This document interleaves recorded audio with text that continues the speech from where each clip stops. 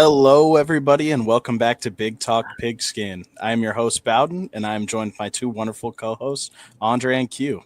How have you Hey, guys been? I ain't gonna lie, I've been pretty good, even though it was a devastating week for me for sports in general. All my favorite teams just lost. But it's okay though, it's all right. It's part of the game, you know. Uh, Mixed emotions for me this week. We'll talk about the college side, the film, my Browns. I thought we was gonna get it done. It was some stuff I liked and didn't like. But we're getting Shador out there again next week, so I'm happy for that. Happy to see what he does. So the Browns were starting to pick up. It looked like we're getting a little better. Awesome. Yeah, how you been, Bowden? I've been good. We saw the Hawkeyes get a win this weekend. We'll talk about that in a bit. And, well, my NFL team can't speak on it now, as at the time of this recording, they are currently playing. So no idea how that's gone as of yet. Which one? The Broncos or Commanders? Broncos. Ooh, Broncos country.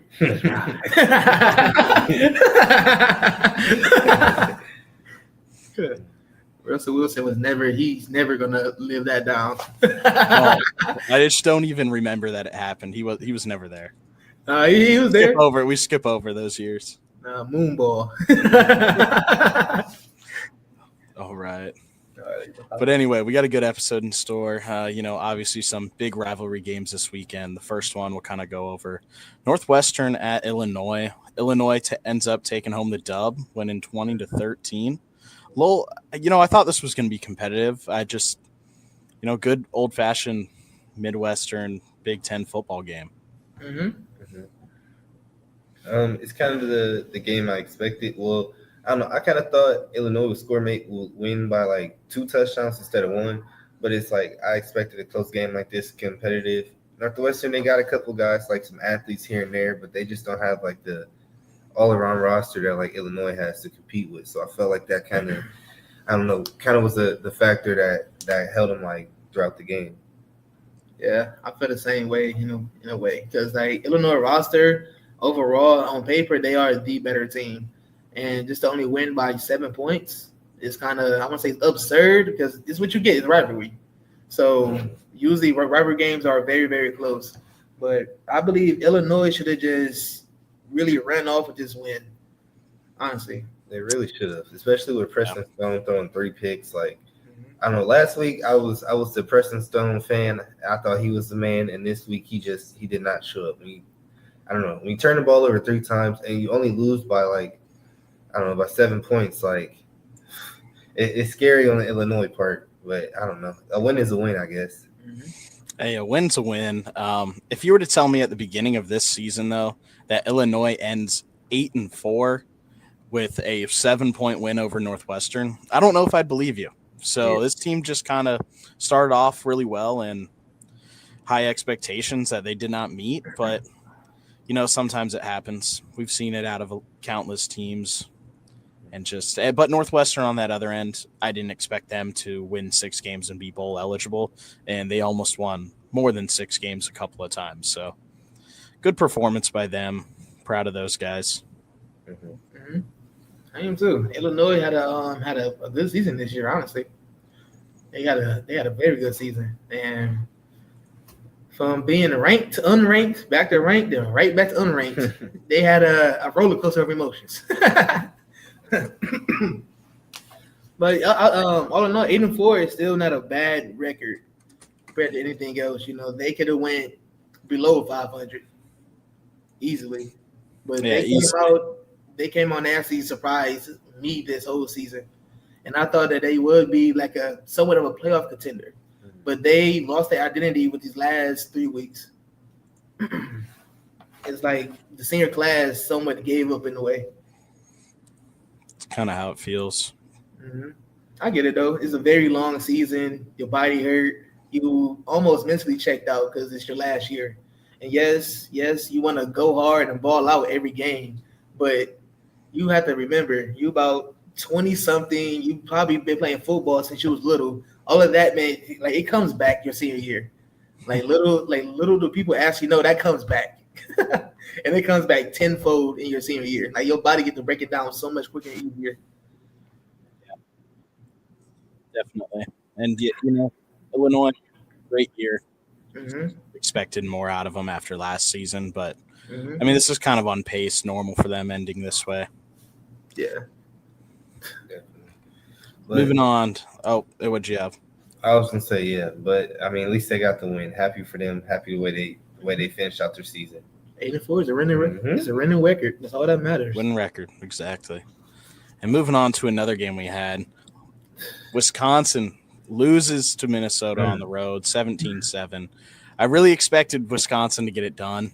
I did too. I was really there for Luke Fickell, but he didn't find a way this week. I mean, he still has a job, so obviously he found a way with that. On the defensive end for Minnesota, though, which I think is kind of a huge contributor to the fact that they won this close game, they had 2 interceptions, a fumble recovery, all by John Nestor, one of their DBs. Mm-hmm. Former Iowa legend. He left after last year, so love to see that for him. Yeah. This game was a snowball game. I'm gonna tell you that now. Like I tuned in, I'm like, this game looks just so fun, but not fun to play in because the snow was coming down heavy. I mean, it was heavy. So I really do get playing in those type of conditions. Like it makes football a little more harder because now everything is not how it should be. You are slipping way more often now. The snow is affecting your vision. It's cold. Because soon as that snow hits your skin, it turns into water. and with the wind, it's almost, I can't even say what I want to say. Keep it PG. It's cold. It gets real cold. It does. That cold does play like a huge factor in it. Like it's just like I as a skill player, like one of the skinny guys out there, you don't want to catch the ball, you don't really want to block, like you just ready for the game to be over so you get warm. You hate to tackle because like everything just stings and it all and you hate to sound soft, but like these are just like the things it's true. You gotta play through it all. Like it's whether you want to be tough or not, like you still feel it, and these are the things you kind of gotta fight through that plays into it. It sucks. 100%. Yeah, and it does suck. It's not fun. And plus, that turf is not turf no more. That's like concrete. I was gonna say it's just hard ground. Yeah, so it's like you hit that ground, everything just like just. Then after every tackle, every hit, you slowly getting up. It's not your fault. It's the weather, and it sucks. So I can see like weather played a big factor in that game to me. Well, in my eyes, as I seen for Wisconsin, because they couldn't get nothing going for them, obviously or defensively. So it was just they literally had a snowball effect. Literally, everything. It did not start off good. It did not end good. Either way, so everything went downhill from the first snap of the game. Yeah, 100%. And, I'm kind of excited to see what Luke Fickell does this offseason to kind of set him apart. He's had a couple of years there now. This upcoming year is now kind of his make or break season. They're done now. They didn't make a bowl game. It's time to game plan next year, see who you can bring in the portal, see what guys you're officially signing on signing day here coming up. I'm excited to see what he has to do, and next year is a make or break season for Luke Fickell, so I think he's going to be a big storyline for next year. Yeah, I believe so. And if Wisconsin, almost stuttered. If Wisconsin can flip their wins and loss record around next year, then he's going to be having that job at Wisconsin probably for some time. Yeah, they're keeping him around, so there must be something behind the scenes that he has going on that they have faith in, or that just sounds real good to them. So I don't know. We should just have faith in them too. Just wait to see what Luke Fickell pulls out. Yep, definitely. Yep, you might never know. Honestly, because we don't know what be going on behind the scenes. No idea. They see something we don't. Luke, you might have a trick or two up his sleeve. He might got something. Maybe. Speaking of a team who is going to be looking for a new coach here, we got UCLA. Went to USC, just traveled across town in LA there for that game. They lose 29-10. I expected a little more out of USC. Yeah. But what did USC really have to like prove in this game? Honestly, they still they walked out with the dub by more than 2 scores, so that's still good. And it came towards the end of the game when they got it there. I mean, you go into halftime down 10-7. You don't like to see that, especially when you're USC, a ranked team. Like, you're out of the playoffs, but still you don't want to be down to this 3-win school going into halftime.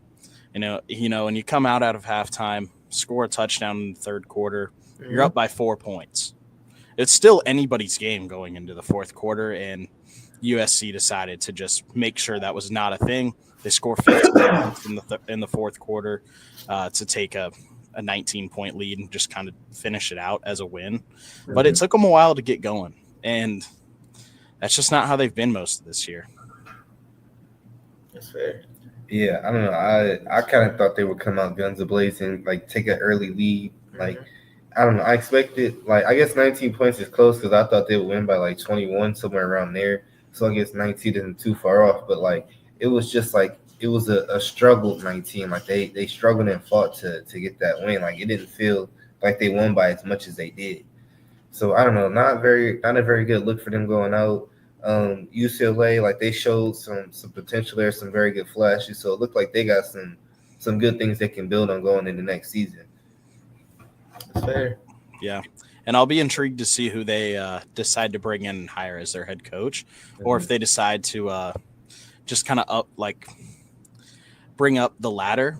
Some of their guys promote somebody from within. I don't know. I like Jerry Newshouser, their current interim offensive coordinator. He was their receivers or quarterbacks coach, I believe. So we'll see what they do. I'm excited to see what happens there. Yeah, definitely. Hey. Sorry. Yeah, honestly, I can't wait to see what the future holds for UCLA, honestly. Because after they fired with the head coach, who was that, week 3, they went on almost on a generational run. Yeah, they went on a tear for a bit, and then they did. And it was just they let the dogs out of the cage. So it's a lot of potential there. It's a lot of potential for offensively and defensively. They just need a solid head coach that can actually hold everybody accountable.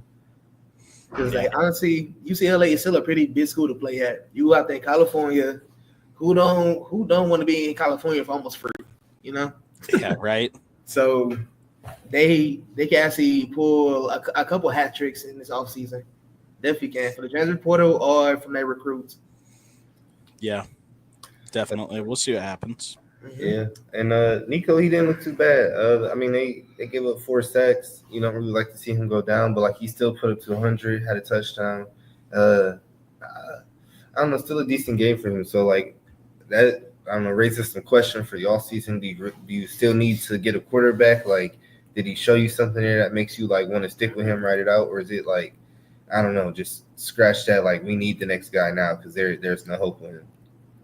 It'll be interesting. I think, yeah. Sorry, I cut you off there. Oh no, that was it. Yeah. Yeah, I think that is a valid question, especially with the new coach coming in.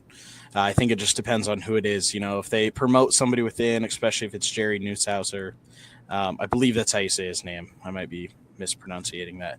I think he'll keep Nico there. Nico's younger brother is also there as a quarterback on the team. So I just don't think there's reason to change yet. But if a new coach comes in with a different scheme, obviously then it's hey, you need to evaluate if this guy's going to work for you or not. It's just, I think it's all dependent on head coach, what they do with their quarterback spot. Sure, definitely. It'll be interesting to see, though. Definitely interested. It's going to be a very nice offseason for UCLA because nobody knows what they expect. So that makes it so much more better. Definitely. Yep. And moving on, one of our other games this week, Indiana at Purdue. Not a close game, not a good game at all Friday night. Indiana absolutely dominates Purdue 56-3. 3. I thought this was going to be a trap. I really just thought Purdue was going to come. I really did. Like, Purdue's going to do something here. They're not going to win, but they're going to try to keep it close. They did not. They might as well have not played. 56-3. Yeah. That's your night, too. Quarter, and that's it. I mean, I can talk, so. Oh, man. Not what you their want to points see. and just left out. Oh, bro. They said, all right, we scored. We did not lay a goose egg. Y'all can go ahead and do what y'all want to do. Yeah, right. And I mean, seeing Indiana do this well after having, a couple of struggles here with like Penn State and just, not putting up some great points in a couple of games this year. Mm-hmm. And this is a great game for them to have rolling into the Big Ten championship. Like now you go, okay, we're in our flow, the complete state of like just ready to go for next week, ready to play Ohio State. I just think it's good for them. It's a great confidence booster going into the Big Ten championship. So good for them. They're in the playoffs no matter what at this point. It's just, will they get a bye with a win or a close loss, or do they get the breaks beaten off of them and they don't get a bye? I mean, we'll see next week. Yes, we will. We'll just see. But that's another story for another day. Because I need something right now, okay? Big bad Indiana, I need you. I need you to BTA to Ohio State, okay? I don't know about that. But we'll see. Quick question. Is Mendoza's brother on the team too? Does he play quarterback? Yeah, he's their backup quarterback. Oh, that's crazy. They both got in and played. Yeah. That's nice. He went 2 for 2. They both threw a touchdown yesterday. Yeah. The Mendoza family I know they returned. Yeah, it's a great week for them. He'll probably take over the reins for his brother next year. Mm-hmm. Have another Mendoza. Yeah, that's pretty cool. Yeah. He's really only one way to find out next year. So, we get next year is going to be a pretty good year for the Big Ten so far. Mm-hmm. Should be. Because we proved a lot of people wrong this year. I'm going to say it like that. Everybody think of our conference of, y'all only got really 3 main contributors. Not this year. Not this year. We had a plethora of contributors in this conference, making our conference looking pretty good. I'm proud. Yeah. Scratch that mess out of my head. Not bad. Yeah, it's a good conference, good teams. I mean, Indiana being a team is crazy, like being one of our good schools. So, them just having another, again, impressive, great confidence booster for them rolling into the Big Ten championship. Mm-hmm. Not too much to say about this game with the way Purdue kind of went and played. Yeah. Purdue just laid down for them. Sorry, Sam. Yeah. Sam, I'm sorry, but I'm not sorry. You probably didn't watch, to be honest. Yeah, y'all got basketball. Y'all are in basketball season, so that's our bread and butter. Yeah. Exactly. Yep. Same with Michigan State now, I guess. Hey, you know what? You saying Michigan State brings up one thing I want to interject here right in the middle. Mm-hmm. Pat Fitzgerald today got hired to be the next head coach for Michigan State. Oh. He used to be the Northwestern head coach a couple years ago, up until all those hazing scandals came out, which they've now in sense have gone, oh, he actually didn't know about them. The university had to give a huge apology to him because they fired him, gave him no pay, and now they have to pay back Northwestern has to pay back his salary. They had to come out and publicly apologize because they got everything wrong. Mm-hmm. Supposedly he didn't know. Honestly, I'm a little upset that he's at Michigan State because he's a great coach. And I was really, really hoping that maybe Kirk Ferentz would step down so we could get Pat Fitzgerald. Mm-hmm. But now we're never getting Pat Fitzgerald, so I'm back on the Kirk Ferentz train. There you go. I wanted Pat. He's a good coach, good dude. So this is great for Michigan State. Definitely something to help them going into next year. Oh, yeah, because they need all the help that they could get. And they were pretty good this year. I was surprised by it. I wouldn't say that. I wasn't surprised. I mean, not pretty good, but they were decent. Yeah. They were okay. They won 4 games. You know, it just be Maryland. 4 Yeah, games. that's the I win. mean, That's not decent. they're all right. They won some games I didn't expect them to, so you know. Yeah, and the year before they were a little bit better, but it just wasn't working with Jonathan Smith. This is a great move. Pat Fitzgerald anywhere is a great move. I honestly think Penn State should have hired him, but they fumbled on their chance to get Urban Meyer as well, Penn State. So, did you know about that? You know about that, right? No, Oh, Urban Meyer had like 3 interviews at Penn State or something like that. Oh, that would have been crazy. The only reason they didn't hire him is they didn't like what he had to say about NIL, about how he would run his NIL fundings because he's never coached with it before. And so they decided to not go with him. makes sense. Kind of confused on that. I don't know why you would pass on Urban Meyer. I guess he hasn't coached with NIL, so he's not used to it, but he would have figured it out. He would have hired someone who knew what they were doing. I was going to say. That was awful. Let him win games. Let him just be a coach. Yeah, exactly. Well, too bad, too sad for them. Yeah, Oh, yeah, definitely. I'm up. Darn. I kind of wish so because I feel like he would have ended his career a little better than he did. Like if he did went to Penn State, it would have went way better than it did like with the Jaguars. So. Yeah. But Pat Fitzgerald, again, huge hire for Michigan State. Great for their program. Go back to these games that we were talking about here. Our next one is Iowa at Nebraska. The Hawks, they got it done 40-16 on Friday. Like I said, there was no chance for Nebraska. Said they had no chance. Nothing good was going to go their way. They tried. They scored 16 points in the first half, didn't score again. That was it. They tried. They tried. We were up by 8. We were up by 8 going into the second half. Scored a touchdown right at the end of the second quarter, and we did nothing else but keep scoring. There you go. What we do, we don't let Nebraska do anything to us. We got a huge safety. Nebraska sucks. That's about it. Plain and simple. Yeah, that's about it. Like it's Nebraska, so they had no Dylan Raiola either. I'll give them a tiny bit of credit, that they didn't have Dylan Raiola and they had to play with their second string. But, last year Iowa beat them with their 4th string quarterback. The year before, Iowa beat them with their original 3rd string quarterback from the beginning of the year. So it's like there's not really much excuse to go here. Yeah, I agree. Better luck next year. Nah. Better luck next year. Yeah. Better luck in probably the next 30 years. I don't know. Something like that. I don't know. They haven't been relevant since the 90s anyway. Oh, wow. Haven't done anything since then. That is a one-sided years. Man, that is a one-sided rivalry. Yeah, we've won 9 of the last 10. So 10 of the last 11. Yeah. Very, very one-sided in a way.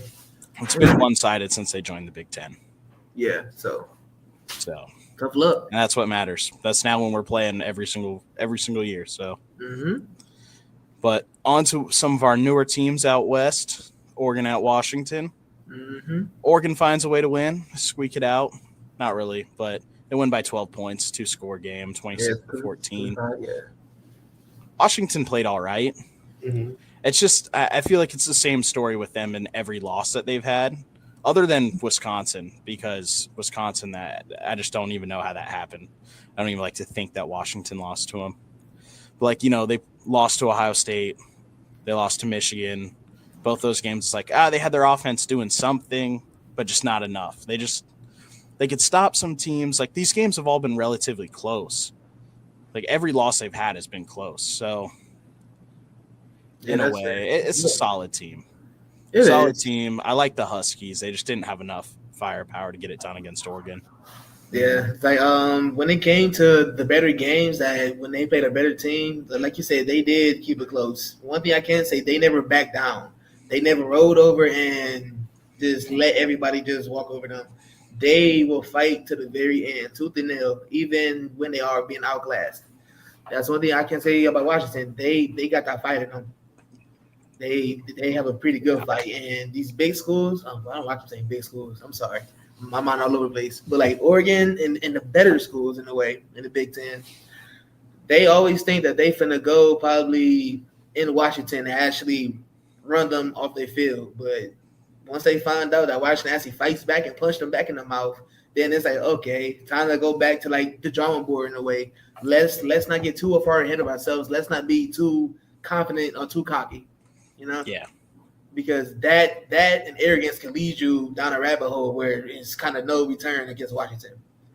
Because if you play Washington with the arrogance and cockiness, you are probably going to lose that game because they are disciplined and they will fight back. That's true. I don't know. I'm just I liked what I saw from Oregon. They're like number 4 in the rankings now, so they bumped up. I'm happy that we got 3 Big Ten teams in the top 5. Mm-hmm. Wish it was 3 in the top 3, but you can't be mad at what we got. So I'm happy for that. Dante Moore was balling. He had a real good game. 2 touchdowns, 1 throw, 1 running. He almost threw for 300. So like offensively, it was a good game. Defense, they forced 2 picks. So, I think it was a good game for Oregon. Washington is just a good team. Like they're just not as good as Oregon. They fought. They put it like their best foot forward. It just not as good, not as clean as it needed to be or should have been to go out there and compete against Oregon. Mm-hmm. Yeah, and I know I picked the Huskies to win. They didn't do it. I'm kind of, in a way, I'm glad that they didn't win this game because it's better for the Big Ten going into the playoffs and everything. Oregon, we'll see where they get put after the championship games next weekend. Obviously, Texas A&M losing this week and now not making the SEC championship game has kind of messed things up. I don't know who's going to get those top 4 spots, who's going to get those auto bids now.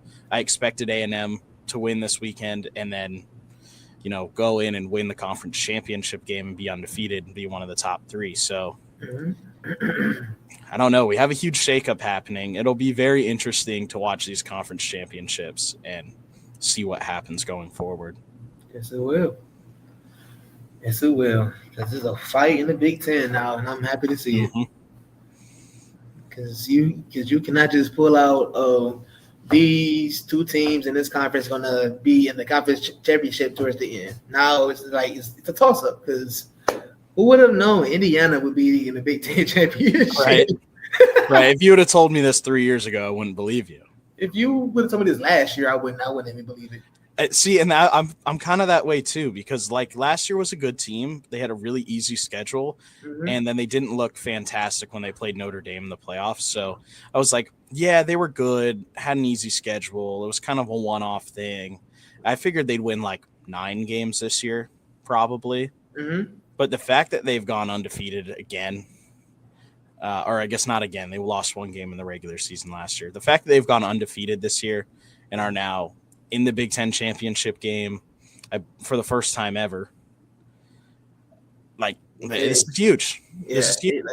They have a huge opportunity here. And Oregon obviously was hoping for a Michigan win, hoping for an Indiana loss, like something to get them in there. A miracle. That's what they was hoping on. And that doesn't always happen. You got to control your own destiny. Don't lose games you shouldn't lose. But I don't know, they shouldn't let this get them too upset. Like they need to use this as motivation to make sure they win out. Because at some point they have a chance to play one of the 2 teams that took their spot, Indiana or Ohio State. Mm-hmm. So you most likely are going to see one of those 2 teams again. So make sure you handle business, you lock in, and try and get your win there. Yep, it's always hard to beat a team twice, and that's what Ohio State showed us last year when they played Oregon again in the playoffs. Yep. It's always hard just to beat a team twice. Mm-hmm.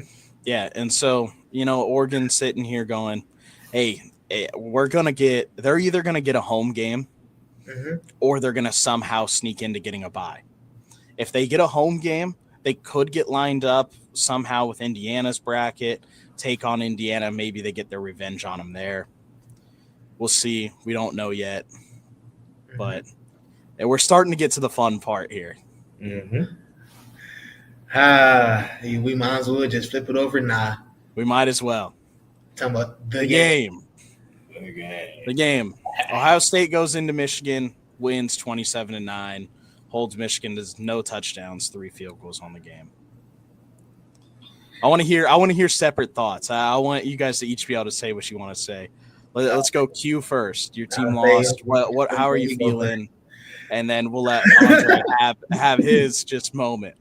Yeah, I'm gonna say it like this. Yeah, I was talking big talk, of course, last well, on our last episode, just know, like, I'm a Michigan fan throughout. And I'm never going to admit that a team is going to beat us because that's going to be against my biasness. But I'm not going to lie. I thought this game was going to be like how last year was because Ohio State came out and threw a pick. Because we had Jeremiah Smith 1-on-1 most of the game, which it works, but it doesn't because they still got Tate on the other side, who actually had a pretty big game. And he played very smart football. Very smart. It showed his awareness, and it showed that he don't fight for touchdowns. He actually fight for first downs because he played the sticks on crucial downs. So, it was just kind of amazing the way because Bryce Underwood did not have a good game. Our rushing attack, we are the second team this year to have over 100 rushing yards on Ohio State, besides their opener and their closing game. So, to me, that says a lot. Our running game was not bad, but we cannot pass the ball to save our lives. We can't just keep running the ball because they're going to load the box up, and then that's when all their downhill hitters come.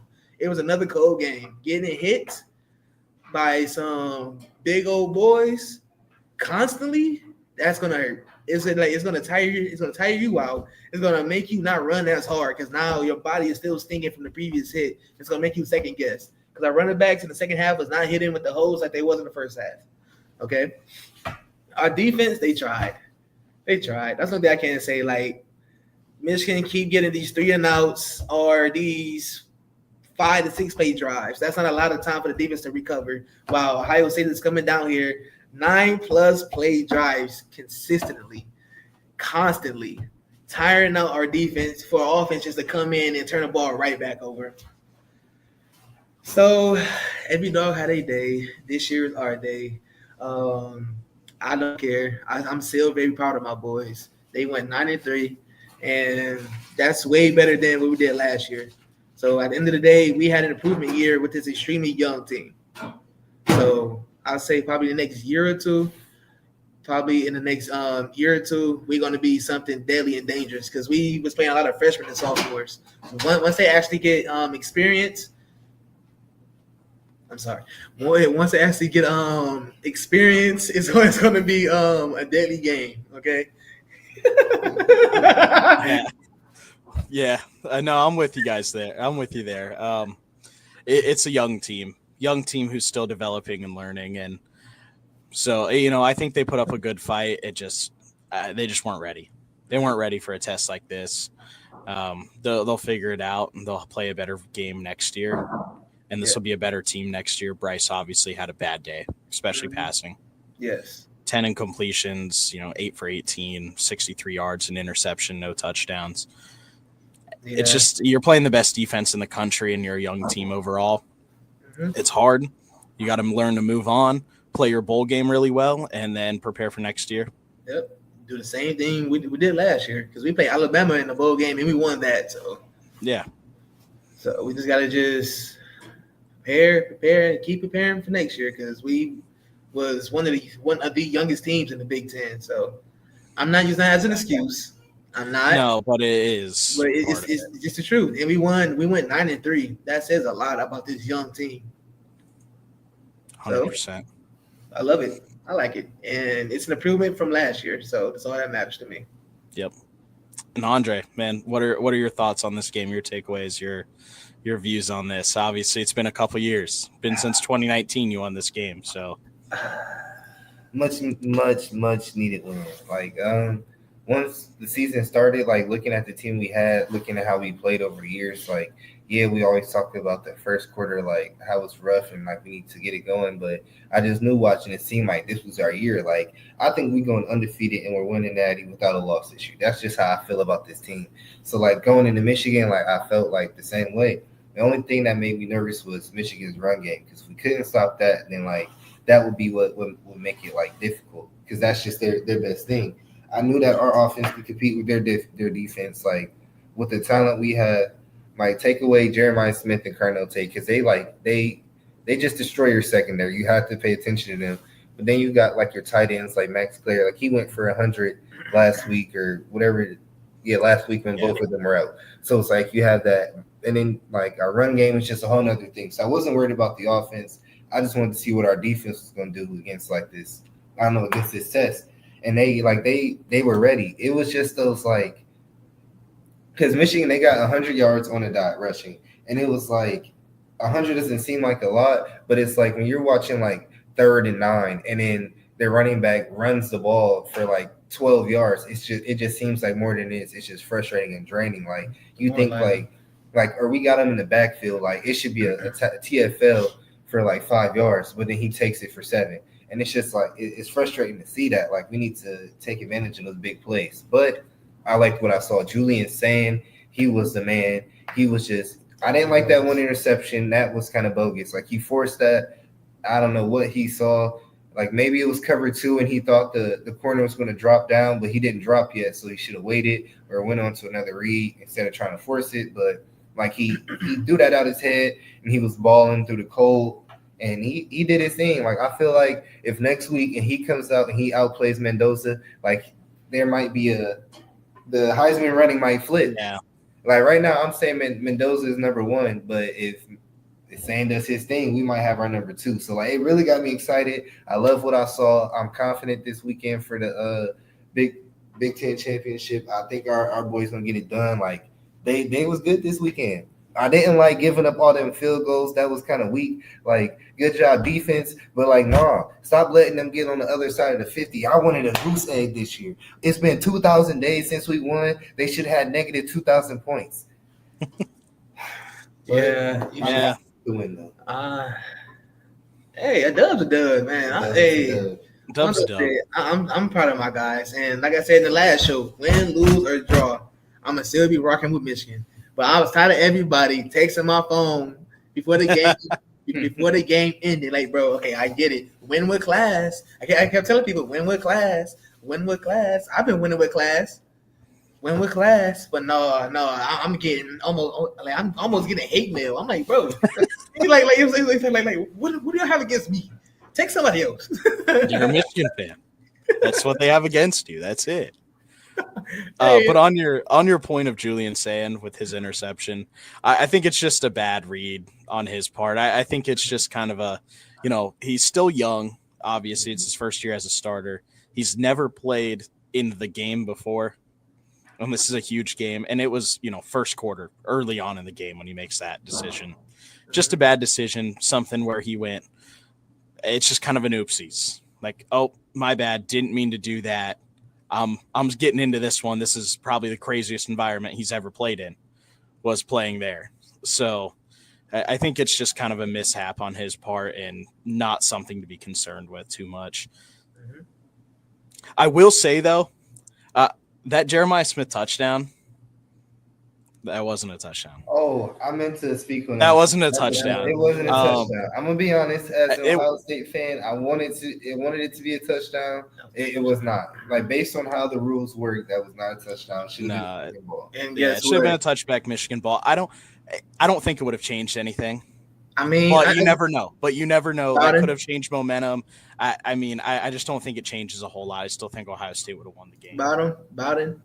I think that touchdown would have actually gave us the momentum boost, because that was the only touchdown before halftime where Ohio State scored. That was Ohio State's first touchdown. So if we would have got the ball back, it was another momentum shift. So the game, like, we probably would have still lost, but we wouldn't be demoralized and beat it down like how we was prior, But it was a ref on our head, because one of our players head funded the ref. Yeah.